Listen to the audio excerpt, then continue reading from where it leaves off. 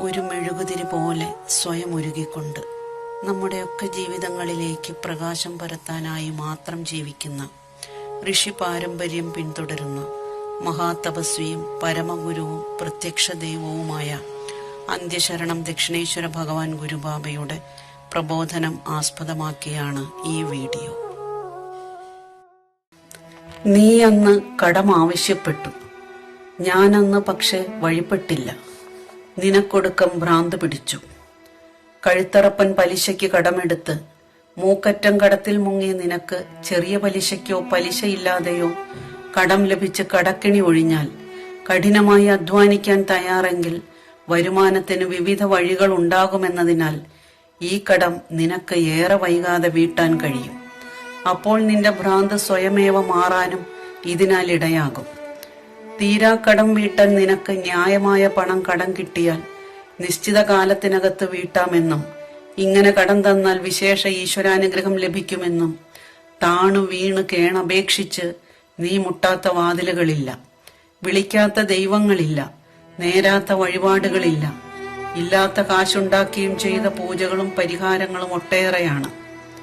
എന്നിട്ടും നിന്റെ ഉറ്റവരും ഉടയവരുമടക്കം ഒരൊറ്റയാളും കനിഞ്ഞില്ല. എല്ലാ വഴികളും അടഞ്ഞപ്പോൾ നീ മരണത്തെക്കുറിച്ച് ചിന്തിക്കാൻ തുടങ്ങി. അപ്പോഴാണ് നിനക്ക് മുന്നിൽ ഞാൻ വാതിൽ തുറന്നതും എന്റെ ചില ആവശ്യങ്ങൾ മാറ്റിവെച്ച് നിനക്കാവശ്യമായ പണം കടം തന്ന് സഹായിച്ചതും. അതോടെ നിന്റെ കൊള്ളപ്പലിശക്കടവും ഭ്രാന്തും ഒഴിഞ്ഞു. നീയും ആശ്രിതരും നന്ദിയാൽ എന്നെ സാദരം പ്രണമിച്ചു, വാനോളം പുകഴ്ത്തി. എക്കാലവും എന്നോട് കടപ്പെട്ടിരിക്കുന്നതായി നീ പ്രഖ്യാപിച്ചു. ഈശ്വരൻ എന്റെ രൂപത്തിൽ വന്ന് സഹായിച്ചതായി നീ പറഞ്ഞു. ആപൽഘട്ടത്തിൽ തുണച്ച ഞാൻ ദൈവം തന്നെയെന്നുവരെ നീ പറഞ്ഞു. പക്ഷേ നീ എന്റെ കടം മടക്കി തന്നില്ല. എന്നെ കണ്ടാൽ കാണാത്ത മട്ടിൽ നീ ഒഴിഞ്ഞു മാറാൻ തുടങ്ങി. ഗതിയില്ലാതെത്തിയ നിനക്ക് മുന്നിൽ വാതിൽ തുറന്ന എനിക്ക് മുന്നിൽ നീ വാതിൽ കൊട്ടിയടച്ചു. അടഞ്ഞ വാതിലിന് മുന്നിൽ നിസ്സഹായനായി ഞാൻ നിന്നു. കടം ഞാൻ തിരിച്ചാവശ്യപ്പെട്ടപ്പോൾ നീ എന്റെ ശത്രുവായി മാറി. നീരസപ്പെട്ട എന്നെ നീ ആക്ഷേപിച്ചു.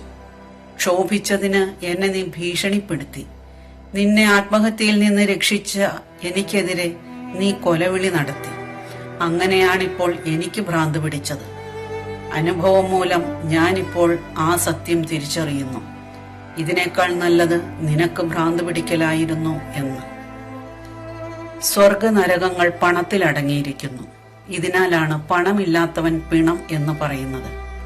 എന്താണ് സ്വർഗം, എന്താണ് നരകം? കൈവശം സുലഭം പണമുണ്ടായിട്ടും ധൂർത്തും ആഡംബരവും കാണിക്കാതെ ഒഴിച്ചുകൂടാനാകാത്ത ജീവിതാവശ്യങ്ങൾക്കായി പണം ചെലവിടുന്നതത്രേ സ്വർഗം. ഒഴിവാക്കാവുന്ന അനിവാര്യമല്ലാത്ത ജീവിത സുഖങ്ങൾക്കായി പണത്തിന്റെ വിലയറിയാതെ പണം ചെലവിടുന്നതത്രേ നരകം. പണം നേടാനും ചെലവിടാനും കൃത്യമായ മാനദണ്ഡം വേണം. പണത്തെ മാനിക്കാത്ത, പണത്തിന്റെ വിലയറിയാത്ത, കടത്തിൽപ്പെട്ടുഴലുന്ന സുഖബുദ്ധികളുടെ യാചന കേട്ട് ദയ തോന്നി പണം കടം കൊടുക്കലോ, കടമെടുക്കാൻ ജാമ്യം നിൽക്കലോ, വസ്തുവകകൾ പണയപ്പെടുത്തലോ നന്നല്ല. സ്വർണമോ ഭൂമിയോ കാശോ കിട്ടി കടം വീട്ടാനായി കരഞ്ഞു യാചിക്കുന്നവരധികവും കാര്യം കഴിഞ്ഞാൽ നിന്ദിക്കാൻ മടിക്കാത്തവരായിരിക്കും.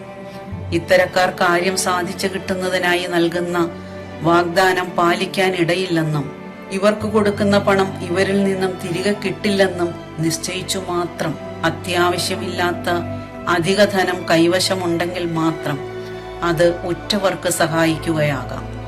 ബാധ്യത പിന്നീട് നേരിടുമാറ് പണമിടപാടുകളരുത്. പരിധിവിട്ട പണമിടപാടുകൾ മിത്രത്തെ ശത്രുവായും ബന്ധുക്കളെ ആജന്മ ശത്രുക്കളായും മാറ്റും. ഊണിന്റെ സ്വാദും ഉറക്കത്തിന്റെ സുഖവും കെടുത്തുന്ന ഹൃദയശൂന്യനത്രേ പണം. കയ്യിലിരിക്കുന്ന പണം മുടക്കി കടിക്കുന്ന പട്ടിയെ വാങ്ങരുതല്ലോ. പുസ്തകേ സ്ഥാപിത വിദ്യ പരഹസ്തഗതം ധനം ദേശാന്തരഗത പുത്രോ നാമമാത്രമുപാചരേത്. പുസ്തകത്തിൽ അടങ്ങിയിരിക്കുന്ന വിദ്യയും, അതായത് പ്രയോഗിക്കാത്ത അറിവും, അന്യർക്ക് കടം കൊടുത്ത പണവും, വീട് വിട്ടുപോയ സന്തതിയും സ്വന്തമെന്ന് സമാധാനിക്കാമെങ്കിലും അനുഭവത്തിൽ സ്വന്തം ആവശ്യത്തിന് ഉപകരിക്കാറില്ലെന്നതാണ് സത്യം. ഉണ്ടെന്ന് തോന്നുന്നതെല്ലാം ഉപകാരമുള്ളതാവണമെന്നില്ല. ഗുണപാഠം: കയ്യിലിരുന്ന കാശുമുടക്കി കടിക്കുന്ന പട്ടിയെ വാങ്ങരുതേ. പറഞ്ഞ വാക്കും എറിഞ്ഞ കല്ലും തിരികെ പിടിക്കൽ അസാധ്യമത്രേ. എന്തിനു വേണ്ടിയും പണം ചെലവഴിക്കാൻ 3 വട്ടം വിലയിരുത്തണം. എന്താവശ്യത്തിന് കടം വാങ്ങാനും 30 വട്ടം വിലയിരുത്തണം. ആർക്ക് കടം കൊടുക്കാനും 300 വട്ടമെങ്കിലും വിലയിരുത്തണം. എന്തിനു വേണ്ടിയും പണം ചെലവഴിക്കാൻ 3 വട്ടം വിലയിരുത്തണം. എന്താവശ്യത്തിന് കടം വാങ്ങാനും 30 വട്ടം വിലയിരുത്തണം. ആർക്ക് കടം കൊടുക്കാനും 300 വട്ടമെങ്കിലും വിലയിരുത്തണം. ഈ ഗുണപാഠം എല്ലാവർക്കും ഉപകാരപ്പെടട്ടെ. നന്ദി, നമസ്കാരം.